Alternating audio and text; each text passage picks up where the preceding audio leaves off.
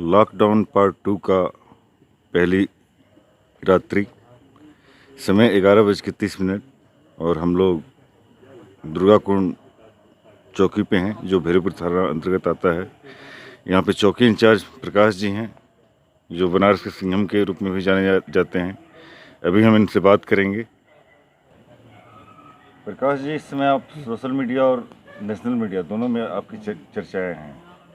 सबसे पहले मैं शुरुआत करना चाहूँगा वो ससुराल जो बंदे जा रहे थे, जी। तो क्या वास्तविक घटना हुई थी? जैसा कि जो माननीय हमारे देश के प्रधानमंत्री मोदी जी हैं, जिन्होंने लॉकडाउन 21 दिन की घोषणा की थी, उद्देश्य सिर्फ एक था कि हमारा देश का हर नागरिक सुरक्षित रहे। हर एक व्यक्ति सुरक्षित होगा तो उसके पीछे उसका परिवार, समाज, मोहल्ला, उसका देश सुरक्षित होगा। ये उद्देश्य था। उसी क्रम में कुछ जगहों से किसी ज़िलों में कुछ हॉट स्पॉट चुने गए सरकार द्वारा, जहाँ कुछ कोरोना संक्रमित लोग पाए गए। आदेश आया कि वो जगहें सील होंगी। कुछ मिसकम्युनिकेशन हुआ, कुछ मिस इंटरप्रिटेशन हुआ न्यूज़ के माध्यम से। लोगों को लगा कि पूरा एरिया सील हो रहा है, जबकि ऐसा कुछ नहीं था। लोग पैनिक हो गए, शाम को घरों से निकलने लगे कि राशन ले लें, मेडिकल ले लें। हम लोग उनको जागरूक करने के लिए चेकिंग अभियान चलाना था। उसी क्रम में मैं चेतमढ़ी चौराहे पे चेकिंग कर रहा था। शाम को 4:30 या 5 बज रहे होंगे। तब तक अचानक से एक मोटरसाइकिल से महाशय मेरे सामने टकराते हैं। एक गाड़ी थी उनके पास, उसमें 5 लोग बैठे थे। टंकी पे उनका सबसे छोटा बेटा, पीछे वो गाड़ी चला रहे थे, उसके पीछे उनकी साली थी, उसके पीछे उनकी वाइफ थी और उन्होंने गोद में एक बच्चा ले रखा था। गाड़ी पे 1 इंच जगह नहीं बची थी। मैंने उनसे पूछा कि आप कहाँ जा रहे हैं इस समय? उन्होंने बोला कि भाई साहब, मैं परेशान हो चुका हूँ घर में, मेरी बीवी ने मुझे तंग कर रखा है, बोला ससुराल चलने के लिए। आज मैं ससुराल निकला था। मैंने उनको समझाया कि कम से कम अपना नहीं तो अपने बच्चों का, बीवी का ख्याल रखिए। जागरूक किया, 4,000 रुपये से ऊपर का चालान किया। गाड़ी नहीं सीज किया ताकि धूप में बच्चे और बीवी कैसे जाते, मानवीय आधारों को देखना पड़ता है, इसलिए सीज नहीं किया, घर वापस भेज दिया। लॉकडाउन के दरमियान आपके चौकी अंतर्गत लगभग कितने गाड़ी सीज किए गए हैं और कितने गाड़ी चलान लगभग में हुआ है 21 दिन के लॉकडाउन में? गाड़ियाँ तो कम सीज हुई हैं। मुझे लगता है कि मेरे जो चौकी एरिया में लोग, मैं कुछ लाउड हिलर से बार बार लोगों को जाकर जागरूक करता हूँ, लोगों को समझाता हूँ। आज भी मैं शाम को निकला था, लोगों को जागरूक किया, बच्चों से क्वेश्चन पूछे। जिन्होंने उस कोरोना से संबंधित सही जवाब दिया उनको मैंने इनाम भी दिया है। लोग यहाँ के जागरूक हैं, कम वायलेशन होता है, इसलिए गाड़ियाँ सीज कम है। 10 से कम की संख्या में गाड़ियाँ सीज हुई होंगी मेरे यहाँ, और चालान भी कम से कम टोटल मिला लूँ अब तक तो 50 से भी कम है। अंतर्गत आप जाते हैं, वहाँ क्राइम रेट कम हो जाता है। जैसे आप दुर्गा कुंड चौकी पे आए तो यहाँ पे जो छात्रों का एरिया है जी, तमाम राज्यों से छात्र हजारों की संख्या में आए हैं, तो फिर आपने यहाँ क्राइम कैसे कम किया? उसका तरीका ये था, जब मैं यहाँ आया तो मुझे पता था कि दुर्गा कुंड चौकी में बहुत सारे कोचिंगें हैं, चाहे वो वनडे एग्जाम्स को लेके हो, मेडिकल को लेके हो, इंजीनियरिंग को लेके हो। बहुत सारे कोचिंग्स हैं यहाँ पे, बहुत सारे हॉस्टल्स हैं जहाँ लड़के रुकते हैं, बाहर से आते हैं।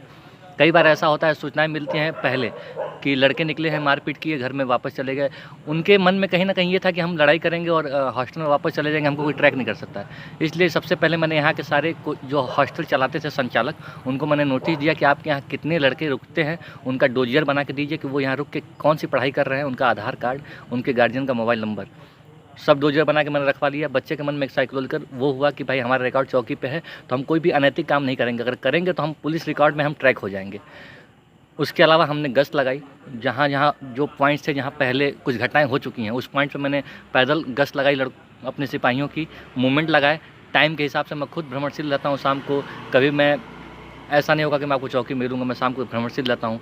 जो जो रिकॉर्ड में पुराने अपराधी थे उनको हमने वेरीफाई किया, उनके घर पर लगातार गए, ताकि उनके मन में भी रहे कि पुलिस हमको खोज रही है तो हम कोई गलत काम ना करने पाएँ। तो ये तरीका था। और बाकी बहुत सारे और तरीके हैं। आपके रिसोर्सेज होते हैं, आपके सोर्सेज होते हैं, आपके काम करने का तरीका होता है। लोगों से कम्युनिकेट करिए। सबसे बड़ा सोर्स हमारा स्थानीय लोग हैं।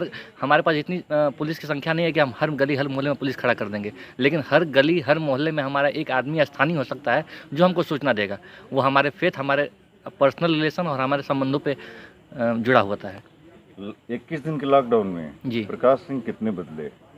काम का प्रेशर, एक लॉकडाउन का वर्क का प्रेशर, एक लॉ एंड ऑर्डर का, तो मानसिक रूप से आप लोग क्या मतलब कुछ दिखते आएंगे? अगर मैं व्यक्तिगत रूप से अपने अंदर बदलाव देखूँ तो मैं बहुत ज़्यादा काइंड हो गया हूँ।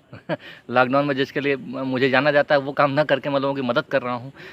कई नीडी लोग हैं जिनको मैं सुबह निकलता हूँ तो मेरा सुबह का 3 घंटा सिर्फ ये देखने के लिए होता है कि दुर्गा कुंड में कोई ऐसा व्यक्ति ना हो जो ये कह दे कि मुझे खाना नहीं मिला। जो परिवार है उनको नीडी चिन्हित करके उनका लिस्ट बनाया गया है। सुबह से लेकर शाम तक 2 टाइम ऐसा होता है कि उनको खाना पहुंच जाए। मेरा पूरा फोकस इस पे होता है। कोई ऐसा व्यक्ति है जो नीडी है, किसी वजह से बाहर निकल रहा है तो उनको पूछ के उनके तक पहुँचाना। इसी क्रम में एक दिन घटना हुई थी, रात में 11:30 बजे मैं यहीं बैठा था और सूचना मिली कि एक प्रेग्नेंट लेडी है जो शायद लेबर पेन उस समय था, उनको डिलीवरी होने वाली थी, कोई साधन नहीं था। आप देख सकते हैं एक रिक्शा भी नहीं मिलेगा इस टाइम पे।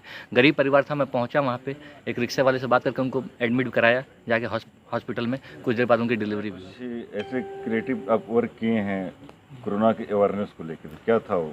देखिए, सामान्यतः तो मैं लोगों को जागरूक करता हूँ। कई बार ऐसा होता है कि लोग अनायास रूप से एक्सक्यूज़ देते हैं कि हम जा रहे हैं।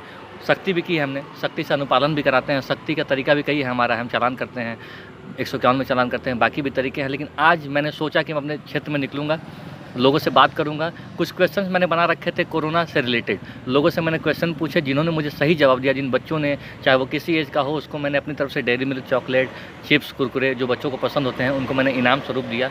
उसके माध्यम से ये भी पता चला कि लोग मेरे क्षेत्र के कितने ऐसे हैं जो जागरूक हैं, जिनको पता है। जानकर मुझे हैरानी हुई कि हर व्यक्ति जागरूक है, उसको पता है कोविड-19 के बारे में क्या करना चाहिए, क्या डूज़ हैं, क्या डोंट्स है, क्या प्रिवेंटिव मेजर्स है जो उनको लेना है।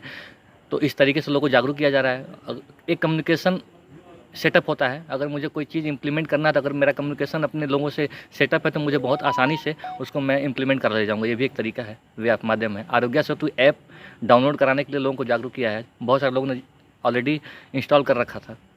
आपके चौकी क्षेत्र में कितने ज़रूरतमंदों को खाना प्रतिदिन बांटा जा रहा है? जी, करीब 400 से 500 लोग हैं जिनको रोज़ खाना बांटा जा रहा है सुबह शाम। बहुत बहुत धन्यवाद प्रकाश जी, आपने इतनी रात को हमारे चैनल के लिए इतना समय निकाला। Thank you. बहुत धन्यवाद।